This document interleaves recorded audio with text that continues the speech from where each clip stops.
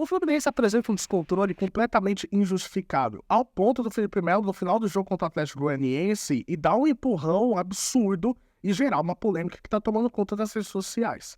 Mas esse tipo de acontecimento, esse tipo de despreparo emocional nesse momento, só acontece quando as coisas dentro de campo não vão bem. E afinal, a gente precisa dizer, de quem é a culpa desse momento atual do Fluminense? É do Diniz? É da diretoria? É dos jogadores? E é isso que a gente vai falar aqui nesse vídeo. É óbvio que o primeiro canhão, o primeiro culpado que vai ser apontado é o Fernando Diniz. E por quê? Porque é óbvio, a gente está numa cultura do nosso futebol em que o treinador tem culpa de absolutamente tudo que acontece. Desde atrasos de funcionários até o resultado dentro de campo que não acontece. Mas a gente precisa dizer que é preocupante o desempenho do Fluminense em 2024.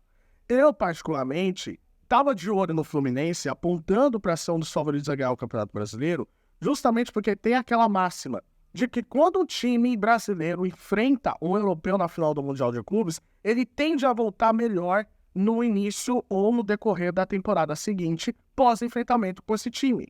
Foi assim que aconteceu com o Palmeiras em 2022, quando enfrentou o Chelsea, ele voltou muito melhor. O Corinthians em 2013 era melhor que o de 2012, o Santos em 2012 era melhor que o de 2011. Então você tem esse aprendizado, digamos assim. O próprio Grêmio, quando enfrentou o Real Madrid. Isso não aconteceu com o Fluminense. O Diniz, ele mostra que o seu time joga da mesma forma que o ano passado. E aí você tem o primeiro ponto. O aprendizado dos adversários ao estilo de jogo do dinizismo. O Fernando Diniz, ele mantém o mesmo padrão de jogo do time que foi campeão da Libertadores ano passado. Ele mantém a aproximação muito grande em um setor, ele mantém um toque de bola um pouco rápido, às vezes um pouco demorado, mas ele preza pela posse de bola e a superioridade numérica em determinados setores do campo, e ele continua fazendo a mesma coisa, que é atrasar a bola para o goleiro e não dar chutão de jeito nenhum, sempre sair tocando. Só que tem um problema, os adversários aprenderam a jogar contra. Eles aprenderam o seguinte, basta você marcar muito forte o Fluminense na sua área, basta você ter mais vigor físico, porque o Fluminense também tem uma coisa que é um time muito envelhecido, então você aprende a marcar forte, aprende a tomar a bola sob pressão, que as chances de erro de passe é grande. Se o Fluminense não conseguir sair da primeira linha de marcação, ele fica completamente exposto. Porque apesar de você ter zagueiros de qualidade, como por exemplo o Antônio Carlos e o Felipe Melo, agora o Thiago Silva que vai chegar, e você tem ainda o Marcelo Samuel Xavier, você tem uma linha de zaga muito bem estabelecida. Fora o Fábio, que é um grande goleiro. Porém, eles ficam completamente expostos se eles perdem a bola. E aí os times aprenderam isso. E cada vez mais que você toma a bola, mais perto do gol você tá. Porque o Fluminense ele toca, inclusive, dentro da sua própria área. E aí, perdendo a bola, você dá para os atacantes e eles ficam completamente cara a cara com o goleiro. E não por acaso, o Fábio tá fazendo muitas defesas e mesmo assim tá falhando e tá tomando muitos gols. O Fluminense tá tendo muitos erros de passe. Por quê? Os adversários aprenderam a jogar contra. Para mim, não é uma questão de faltar fome aos atletas. É que o Diniz não aprimorou o seu estilo de jogo. E isso precisa acontecer. Porque você enfrentar alguns times da Libertadores, como por exemplo o Real Garcilaso, o Sporting Cristal, são times que não estão acostumados a enfrentar o Fluminense no seu dia a dia. Então por isso que na Libertadores você pode ter muito sucesso. Agora, quando você enfrenta times do Brasil, você vê que as equipes já estudaram bastante o dinizismo. Então, você tem um aprimoramento maior. Outro ponto é, o Diniz ele pode estar um pouquinho abaixo em relação à cobrança com ele mesmo em relação ao ano passado, por conta da sua demissão da seleção brasileira. Isso é uma hipótese que não tem confirmação? Sim, mas pode acontecer. Pode acontecer do que o Fluminense, olha, ele percebe que o Diniz está um pouquinho cabisbaixo, porque ele foi demitido numa situação completamente covarde, na minha opinião, da seleção brasileira, em que muito se discutia se é que o Fernando Diniz deveria ter assumido o papel, mas já que assumiram o papel, olha, prometeram para ele mundos e fundos. Prometeram que ele ia ter uma equipe, que ele ia conseguir ser o técnico até a Copa do Mundo, isso não aconteceu.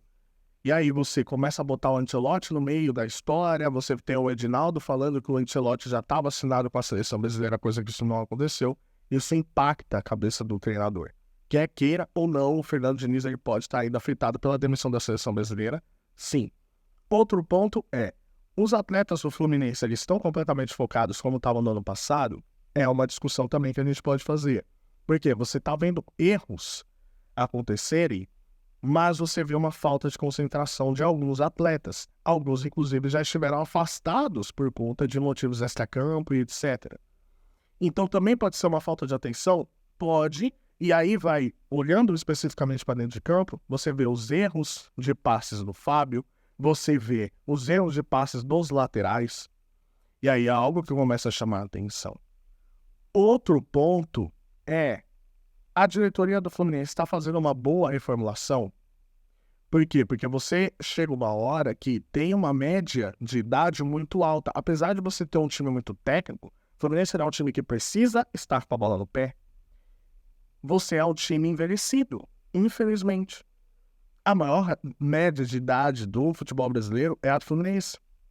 Apesar de você ter jogadores com muita qualidade, como por exemplo, o Renato Augusto é banco do Ganso. Cara, quem é que não gostaria de ter o Renato Augusto como banco do Ganso? E isso, infelizmente, impacta quando você pega times que têm uma intensidade maior. Como, por exemplo, o próprio Botafogo já se renovou, o Atlético Paranaense já se renovou, o Palmeiras já se renovou, o próprio Flamengo já tem outros jogadores, como, por exemplo, o Luiz Araújo, o Everton Cebolinha. Então você vê que o Fluminense está sofrendo também por conta da sua média de idade de jogadores. E aí tudo isso, todas essas questões fazem com que o time fique pilhado, os resultados não acontecem, e aí você tem desempenhos completamente questionáveis. O time do Fluminense só venceu uma vez um time de Série A em 2024. O Fernando Diniz ele tem apenas 19% de aproveitamento. Isso é extremamente preocupante.